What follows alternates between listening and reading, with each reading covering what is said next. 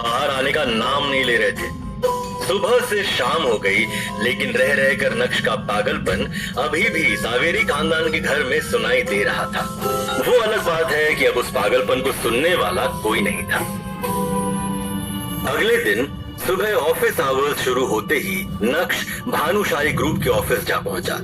अचानक नक्श को ऑफिस में देखकर भानुशाली ग्रुप के एम्प्लॉइज शॉक्ड रह गए और इसी के साथ उन्होंने फुसफुसाना शुरू कर दिया। अरे देखो देखो, ये तो नक्श है ना, लेकिन ये यहाँ क्या कर रहा है? मैंने तो सुना है कि आजकल ये गरीबों से भी बदतर जिंदगी जी रहा है। अभी लोगों के बीच में कानाफूसी चल ही रही थी कि तभी एक आदमी ने कहा, मुझे लगता है ये बड़े साहब से नौकरी मांगने आया है। एक तरफ भानुशाली ग्रुप के कुछ लोग नक्श का मजाक बना रहे थे, तो दूसरी तरफ कुछ ऐसे भी लोग थे जिन्हें नक्श के डैड पर बहुत भरोसा था और वो सभी नक्श को देखकर बहुत खुश थे। नक्श भी लोगों के हाव भाव देखकर समझ गया था कि सब उसके बारे में ही बात कर रहे हैं। सभी को इग्नोर करते हुए नक्श सीधा यशवर्धन भानुशाली के कैबिन के बाहर जाकर दरवाजा खुलने का इंतजार करने लगा और गहरी सांस लेते हुए मन ही मन बोला, अब आया है ऊंट पहाड़ के नीचे, यही सही समय है और इन्हें मेरी जरूरत है, मजा आना चाहिए। भले ही नक्श को कैबिन के बाहर से अंदर का कुछ भी नहीं दिख रहा था, लेकिन कैबिन में बैठे यशवर्धन को भी नक्श का बड़ी बेसब्री से इंतजार था। उन्होंने जैसे ही अपने कैबिन पर किसी के आने की आहट सुनी, वो फौरन अपनी कुर्सी से उठकर कैबिन से बाहर देखने की कोशिश करने लगे। फिर कुछ सोचने के बाद दरवाजा खोलने पहुंच गए। अब यशवर्धन भानुशाली और नक्श एक दूसरे के आमने सामने खड़े थे, लेकिन दोनों में से किसी के भी मुंह से शब्द का एक दाना भी बाहर नहीं निकला था। यशवर्धन और नक्श की इस मीटिंग को देखकर ऑफिस के बाकी एम्प्लॉइज भी हैरान हो गए कि अब आगे क्या होगा। तभी यशवर्धन भानुशाली ने अपनी एक नजर पूरे ऑफिस में घुमाई, जिसे देख सभी ने अपने चेहरे झुका लिए थे, लेकिन उनकी क्यूरियोसिटी शांत होने का नाम नहीं ले रही थी। यही वजह थी कि वो लोग फिर से चोरी छिपे उन दोनों को देखने लगे। इतने में यशवर्धन भानुशाली ने नक्श का हाथ पकड़ा और कहा, चलो अंदर आओ नक्श बेटा, हम आराम से बैठकर बात करते हैं। नक्श बेवकूफ नहीं था। यशवर्धन के इस इशारे को वो अच्छे से समझ पा रहा था। यशवर्धन भानुशाली के कहने पर नक्श कैबिन के अंदर बढ़ चला था। नक्श जो कल तक चित्रा और अनिका के ताने सुन रहा था, वो आज भानुशाली ग्रुप के चेयरमैन के आलीशान कैबिन में बैठा हुआ था। यशवर्धन भानुशाली ने जब नक्श को ध्यान से देखा तो उनकी आंखें भर आई और वो नक्श को निहारते हुए प्यार से बोले, नक्श बेटा कैसे हो तुम? क्या तुम्हें कभी मेरी याद नहीं आती?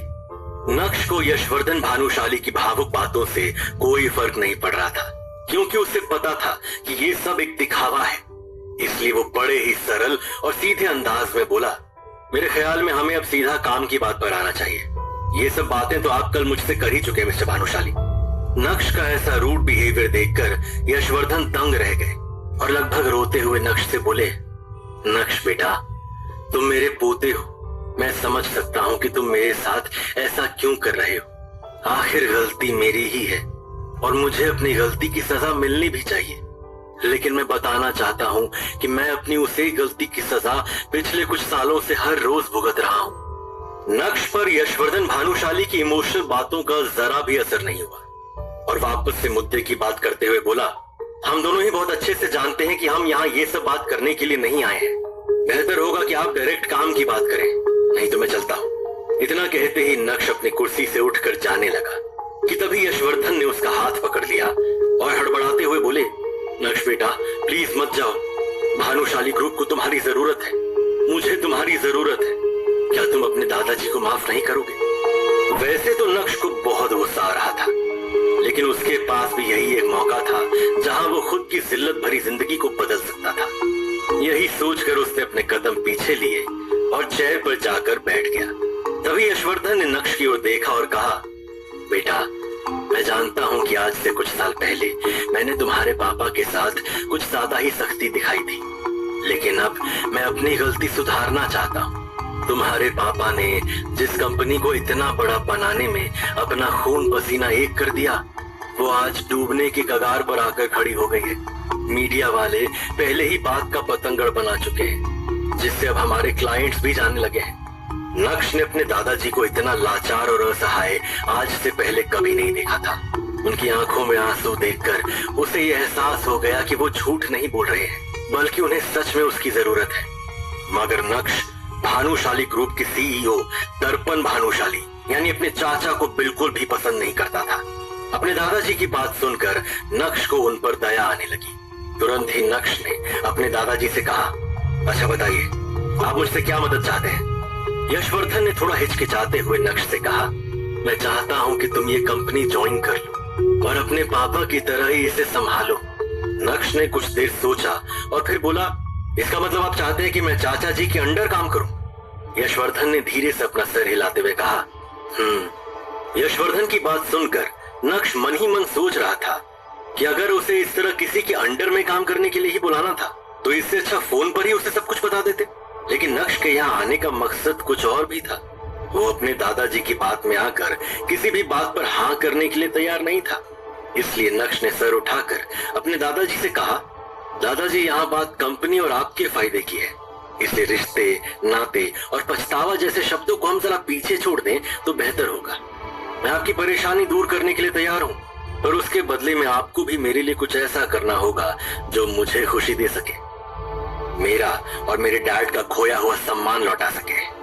मैं आपसे ज्यादा कुछ नहीं चाहता, बस समय समय पर आपको मेरी कुछ शर्तें पूरी करनी होगी और बदले में आपको मुझसे जो चाहिए वो मैं आपको देता रहूंगा। नक्श के मुंह से शर्त वाली बात सुनकर यशवर्धन चौंक गए। उन्होंने भौहें चढ़ाते हुए नक्श से कहा, शर्तें?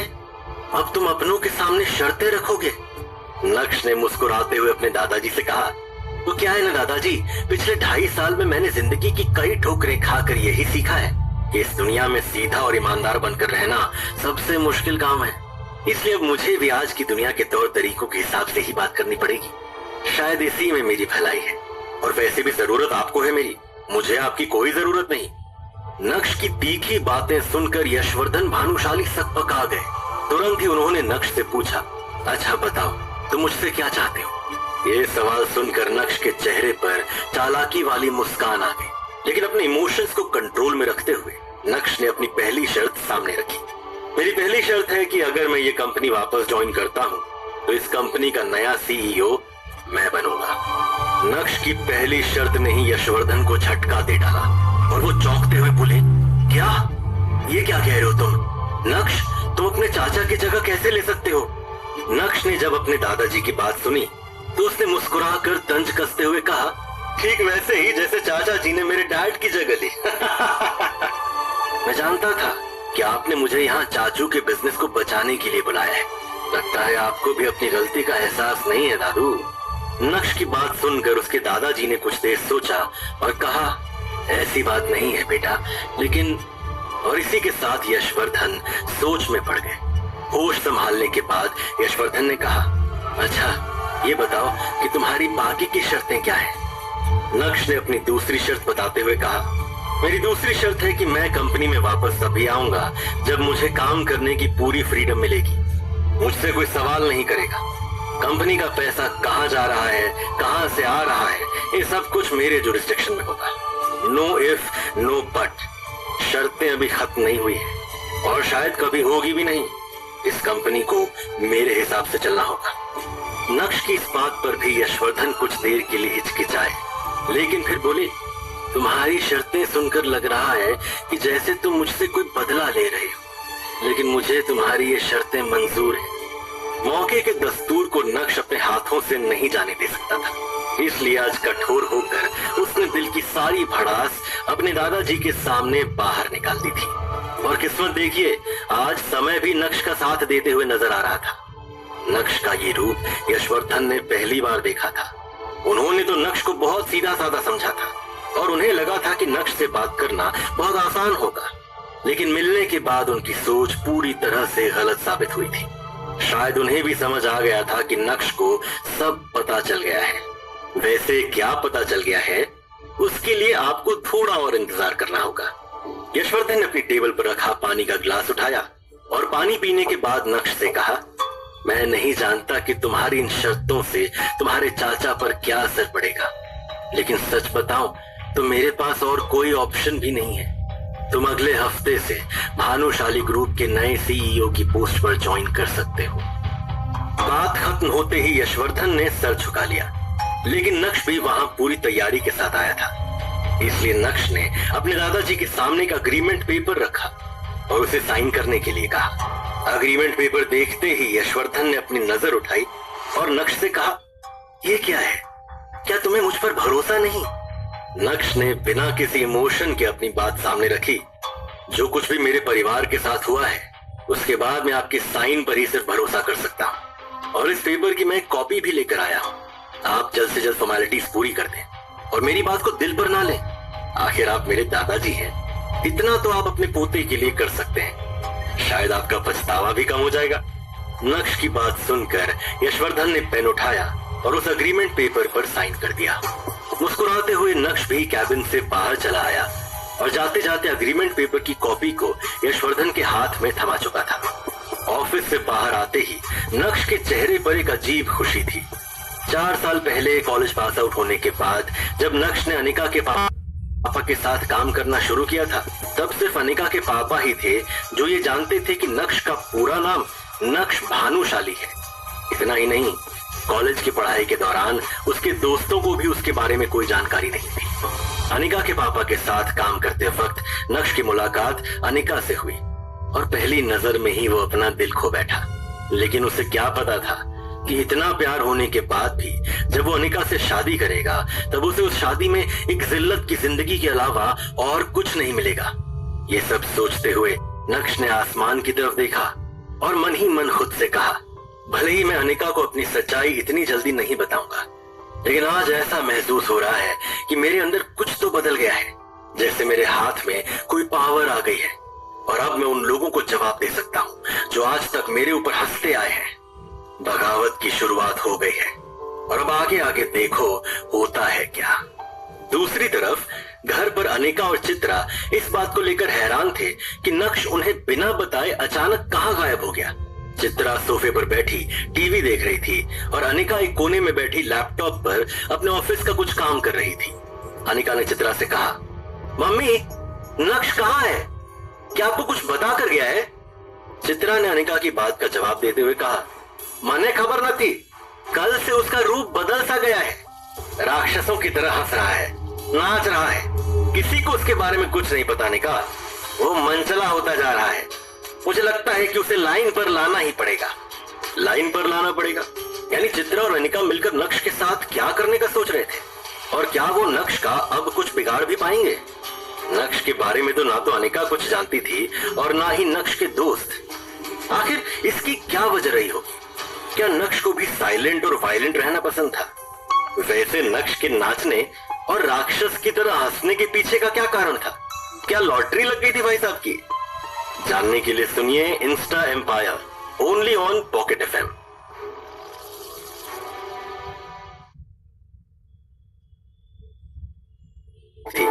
इसलिए उसने चिढ़ते हुए चित्रा से कहा, मम्मी प्लीज नॉट नाउ, अभी मुझे ऑफिस के लिए देर हो रही है।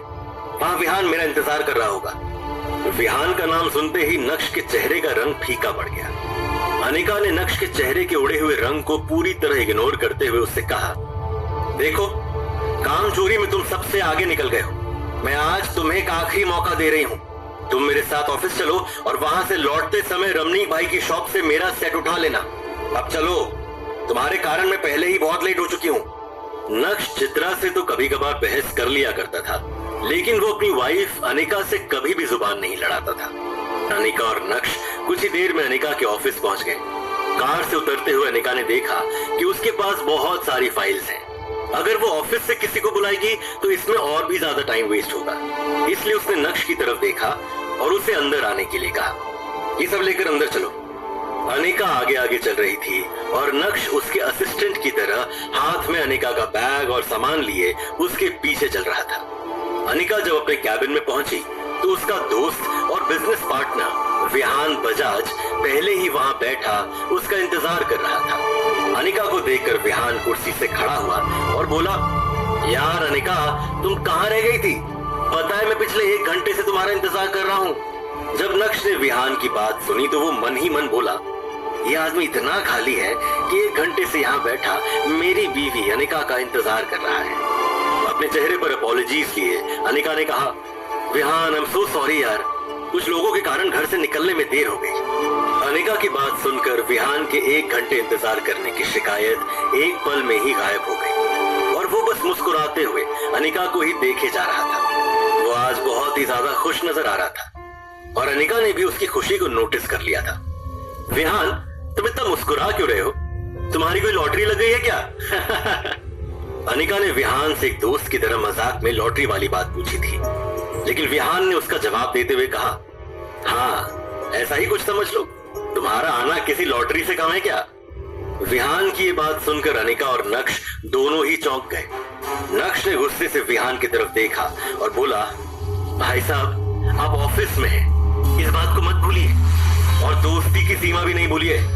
नक्श की बात सुनकर अनिका ने नक्श की ओर देखा और उसे चुप कराते हुए बोली, तुम बीच में मत बोलो।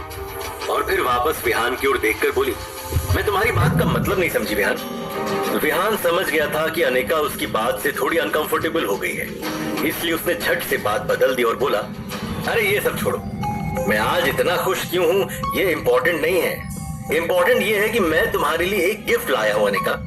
ये बोलते हुए विहान और भी ज्यादा खुश नजर आने लगा।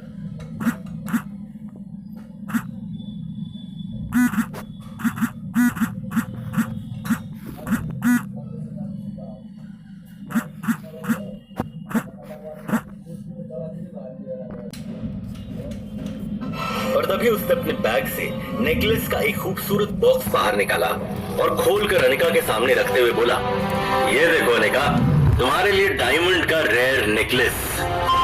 डायमंड नेकलेस देखकर अनिका सरप्राइज होते हुए विहान से बोली, ये तुम मेरे लिए लाई हो विहान? नक्श भी उस डायमंड नेकलेस को देखकर पहले तो चौंका, लेकिन कुछ देर ध्यान से उस नेकलेस को देखने के बाद गंभीर आवाज में बोला, ये तो उस रेयर नेकलेस की कॉपी है, ये ओरिजिनल नेकलेस नहीं अनिका।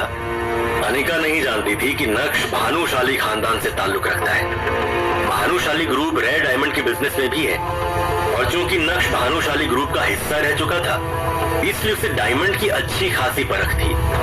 नक्श ने तो सही इरादे से अपना काम कर दिया था, लेकिन अनिका को नक्श की बात कुछ रास नहीं आई। अनिका ने नक्श को गुस्से से घूरते हुए कहा, तुम चुप रहो, कितनी बार बताना पड़ेगा कि बीच में मत बोलो?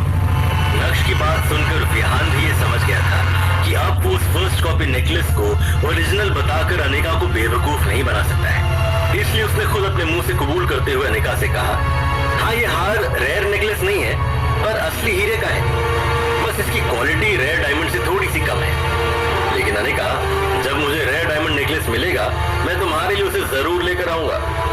विहान की बात सुनकर नक्श को हंसी आ गई और वो बोला, अच्छा मजाक है, जिस डायमंड नेकलेस की तुम बात कर रहे हो उसके 10 ही पीस हमारी कंट्री में मौजूद हैं।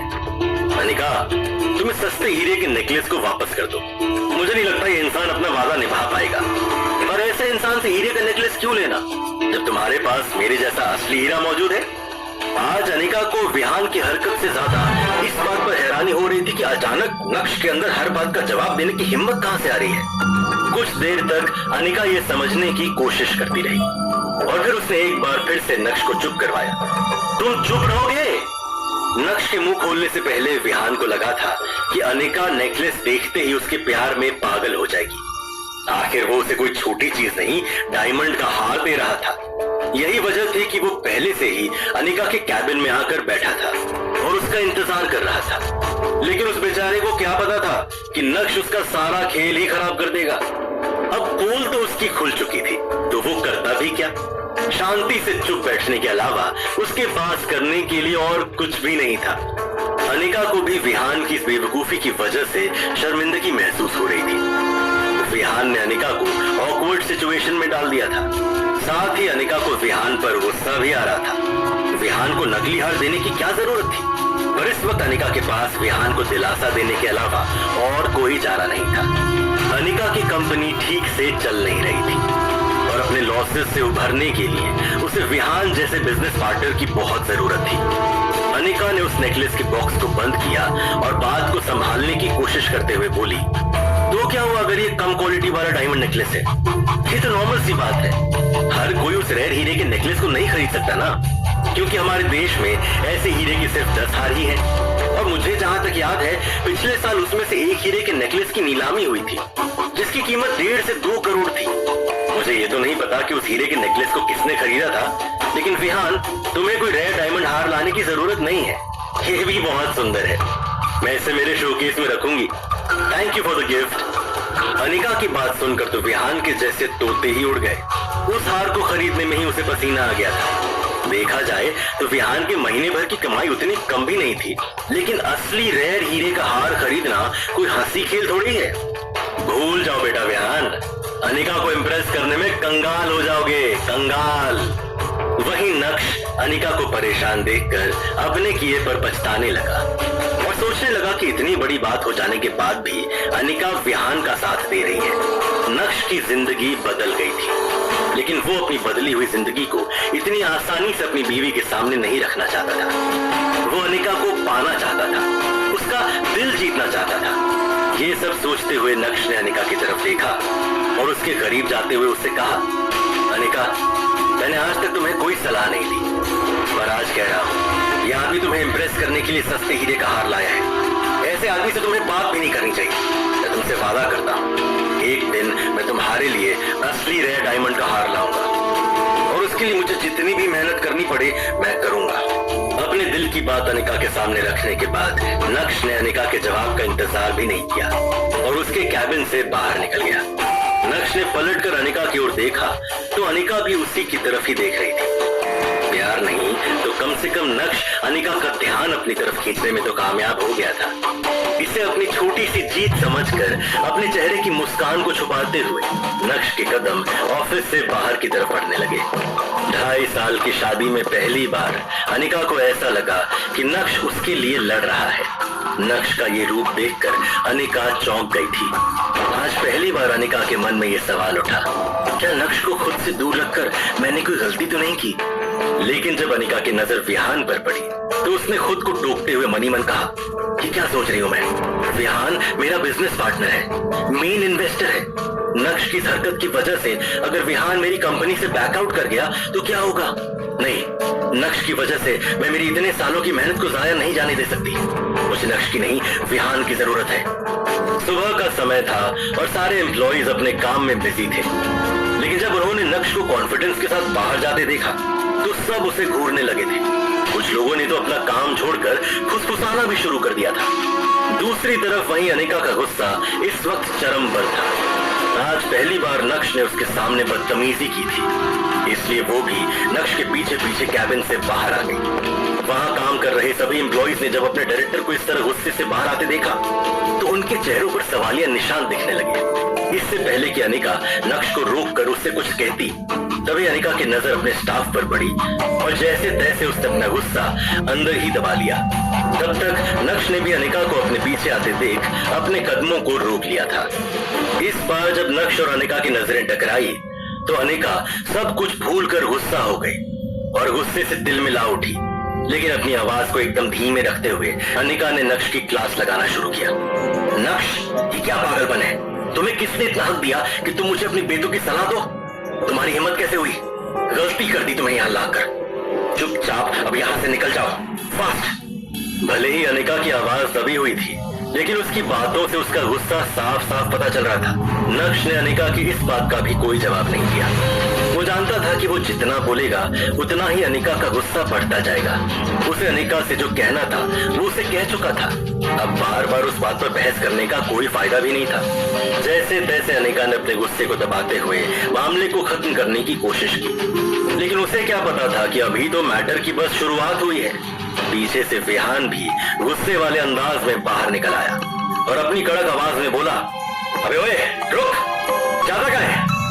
बीते 2.5 सालों में जिस नक्श के मुंह से एक आवाज नहीं निकली, वो नक्श आज अनिका को सलाह दे रहा था। कैसे? नक्श की हिम्मत के पीछे कौन छुपा था? क्या नक्श का अपमान देखकर अनिका के दिल में नक्श के लिए कुछ होगा, या फिर अनिका को बस अपने बिजनेस की ही पड़ी थी? विहान और नक्श के बीच क्या होगा? क्या विहान गुस्से में नक्श पर हमला